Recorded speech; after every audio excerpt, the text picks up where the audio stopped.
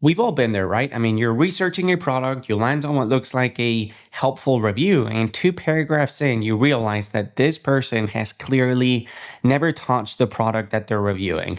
It's all generic features, vague praise, and zero actual insights. I mean, take a look at this review, for example. It's bad for a variety of different reasons, but you notice how it's just meaningless copy, no screenshots, no real experiences, nothing that actually helps you make a decision. And in contrast, take a look at this one. Clear pros and cons based on actual usage, specific examples of features in action, and just overall honest insights. And hey, it actually comes with images. It's a review blog post that you actually want to look at. In this video, I'm going to show you exactly how to create review posts that rank well and actually help your readers make decisions. I'll walk you through the simple framework we've used to create some of our top performing content, and I'll show you how to do it faster than ever. And look, here's why most review posts fail. They're either so generic that they could have been written by ChatGPT, or they're so obviously biased that nobody actually trusts the review itself. And you know what I mean? Those reviews that say everything is amazing or have vague statements like, the interface is nice.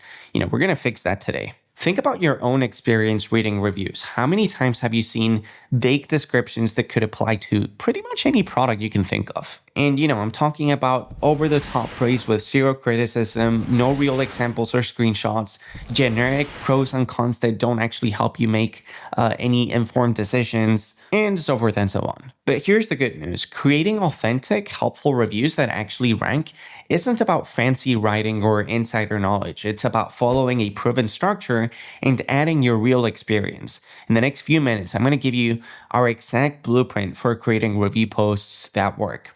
Whether you're reviewing software, physical products, or even online courses, this framework is going to work really quick for you. I'm going to teach you the exact structure that keeps readers engaged, the key elements Google looks for in review content, and how to turn readers into buyers, without being pushy. And yes, we're even going to talk about how to use AI tools, smartly and intelligently in this process, not to write your reviews for you, but to make your workflow more efficient. Let's first start with what makes a review post actually valuable. Think about the last time you read a review that genuinely helped you make a decision.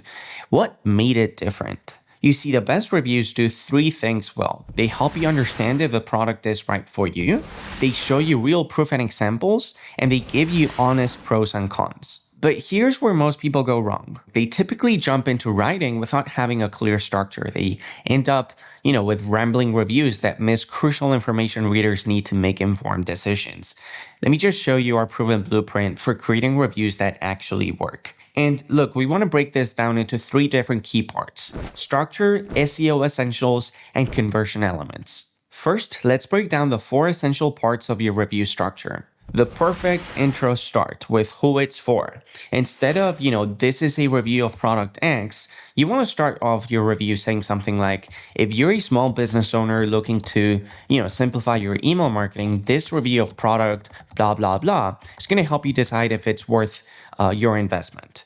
We then jump into the quick verdict, and here you want to give readers the short answer up front. Hey, is product X worth it? Well, yes, if you need a specific benefit, but there are some drawbacks that you should know about. This really helps busy readers make an informed decision quickly, and it's something that Google truly appreciates. The third part of our structure is having specific pros and cons about the product or service you're reviewing, and you want to be as detailed as you possibly can.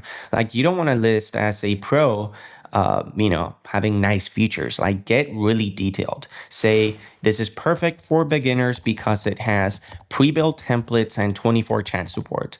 Again, your readers need to know exactly why something is good or bad. And the fourth part of our structure is the real experience section. This is where you prove you've actually used the product or service.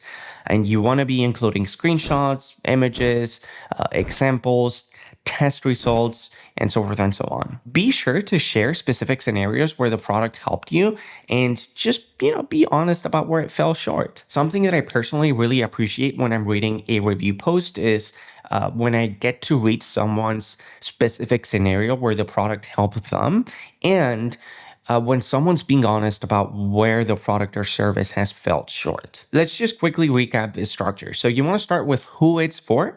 You want to give your verdict up front. You want to list specific pros and cons, be very detailed and very honest, and then you want to show real proof of usage. Now, I know what you're probably thinking, Tony, this just sounds like a lot of work. Well, here's where the beauty of it comes in. Using Thrive Theme Builder and Thrive Architect, you can create custom templates specifically for review posts. Your comparison tables, your pros and cons sections, your call to action boxes, they're going to be there for you ready to go. You can just focus on, filling them out with your genuine insights. You want to think of it as like having a professional kitchen where everything is in the right place and you're not searching for tools, you're just cooking. Once your template is set up, you can focus entirely on sharing your authentic experience and insights. Now, let's talk about making your review post SEO friendly, because even the best review is not going to help anyone if they can't find it. But forget about keyword stuffing. That hasn't worked for years. Instead, I want you to focus on answering the questions people actually ask when researching the product. Use tools like, Answer the Public or even Google's People Also Ask section to find these questions. One of the most important things that you should take into account is that your reviews need clear headings that match how people search online. For example, is a MacBook Pro worth it? Or who should buy the Elgato Wave 3 microphone? These aren't just good for readers, they're exactly what Google looks for in review content itself. And here's something most reviewers miss: comparison tables. If someone's considering product X, they're probably also looking at product Y and product Z, right? I mean, if you're looking to buy the Elgato Wave 3 microphone, probably means that you've also looked into the Blue Yeti microphone or the Shure SM7B and so on. Creating clear comparison tables that help readers understand the differences between these microphones, for example, that is what's going to help your review oftentimes get featured as a snippet in Google, which obviously means more visibility for your blog. Now let's talk about the part that turns readers into actual buyers, which are conversion elements, but we're not talking about aggressive sales tactics. Instead, we're going to focus on 3 different things. First, you want to make sure you're making your call to action buttons clear and benefit focused. I keep saying this on a lot of videos, but buy now doesn't really push me to take action. Instead, you want to be using something like start your free trial or, get 20% off the Elgato Wave 3 microphone. Second, you want to build trust with proof. Show your credentials. Like, why should someone trust your review? If you've been using the product that you're reviewing for 2 years, say it. I mean, if you've tested 5 similar products, be sure to mention that as well. And third, you want to use strategic formatting for review posts. Key points, for example, they should be bold. Important comparisons between products or services should be in tables. Screenshots should show real usage. Like, make it super easy for scanners to get value even if they don't read every word on your page. Now let's talk about the actual writing process. Here's what sets great reviews apart from the generic ones flooding the internet. So the first one should come across as being pretty obvious, which is that you want to write about real experiences. If you're reviewing a marketing tool, share actual campaign results. Or if you're talking about a physical product, show wear and tear after months of use. These details are going to be what ultimately builds trust with your readers, and they're pretty much impossible to fake. Like this microphone, I've been using it for years, and if I were to take a picture of it, you're going to be able to tell that, hey, Tony's been using it for some time now. And let me just give you some ideas that you may want to include in your review to make it sound more authentic. You want to make sure you include those specific scenarios where the product shined or fell short. And make sure that you're using screenshots of your actual usage, not just marketing images that you found online. If you found unexpected discoveries you made while using it, hey, be sure to include those. Or real problems you encountered and how you solved them. And just as important, here's what you want to make sure you avoid in your reviews. I know it's going to be very tempting for you to just head out to the website of the product or service you're reviewing, but do not try to copy paste, feature lists from the original source provider. Be original. Think about those features that truly stood out to you. Avoid language like everything is amazing or game changing. try to avoid making comparisons for products you haven't actually used. Like if you're going to compare the Elgato Wave 3 to the Blue Yeti microphone, then, actually get a Blue Yeti microphone and use it. And vague statements like, hey, the interface is nice, or the microphone is pretty, those don't really contribute too much. Again, I know you're probably thinking at this point, hey, Tony, this just keeps sounding like a lot of work. And you're right. I mean, good reviews are going to take a little bit of effort, but let me show you how to create them efficiently. Remember how I mentioned earlier using AI? Well, let me show you exactly how to use it, but how to use it smartly. You don't want to use AI to write the actual review for you, but you can use it to generate your initial outline based on common user questions, or you can use it to create comparison tables of basic features, or you can use it to brainstorm potential pros and cons. But here's the important key that you should remember. It should not write the review for you, or it should not write your opinion or your experience with the product or service. You want to use it for structure and research, but try to avoid using it to write the insights that actually make the review valuable. Now, for monetization, because let's be honest, you're probably writing reviews to generate income, but here's how to do it without compromising your credibility. First, you want to always disclose any sort of affiliate relationships, okay? And here's where having your review template in Thrive Theme Builder really pays off.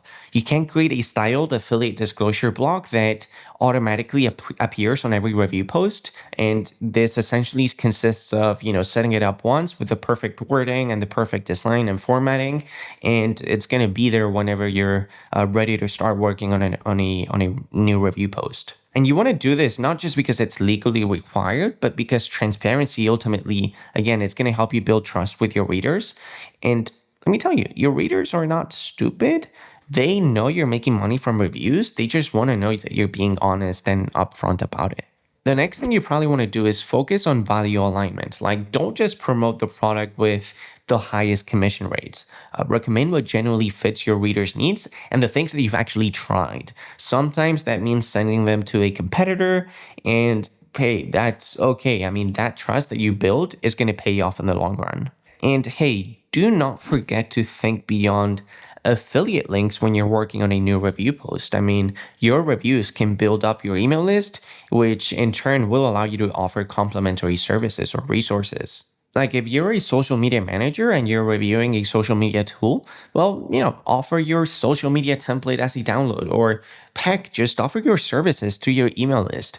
Where, if you're a photographer and you're reviewing photography gear, then share your post-processing presets. Affiliate links is not the only way of making money through review posts. Look, creating a review post that actually help people make decisions isn't about following some magic formula, but there are frameworks that you can follow that will make your life easier. And it's ultimately all about combining real experience with clear structure and honest insights. And look, to wrap it up, just remember to start with genuine experience, follow a clear, reader-friendly structure. Be sure to add specific proof and examples, and just be honest about pros and cons, and make it super easy for your readers to make informed decisions. And look, it's pretty much the end of the video now, and if you're thinking, hey Tony, I just want you to handle this for me, well, be sure to check out Thrive's content services. Our team can help you create or optimize review posts that actually perform. Be sure to drop a comment in the comment section with your biggest challenge when writing reviews. I'll be more than happy to have a chit chat with you down in the comment section, or even share a link to your best review post inside our Facebook group. I'd love to check it out. All right, hopefully you found the video useful, and I'll be sure to catch you in the next one. Appreciate your time. Thanks again.